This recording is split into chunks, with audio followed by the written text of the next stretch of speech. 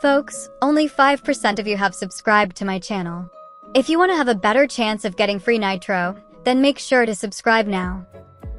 I'm sure you know that Discord has introduced a new feature called Discord Orbs. Basically, it's like a Discord currency that you can use to buy avatar and profile effects, badge, and Discord Nitro.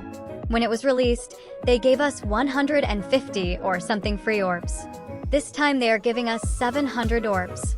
It's easy, you need to watch the trailer video of Ready Not. Also, by the way, many people asked me how I got 4,100 orbs. Well, basically, a few months ago, some people randomly got this feature in beta. I was one of them and they gave me 4,000 orbs. But back to the topic, 150 plus 700 orbs are 850 orbs. Not sure if you can still buy anything worthy at 850 orbs since everything cost 4,100 plus orbs in shop. I notice people buying orb badge. I suggest you don't do that and save up your orbs.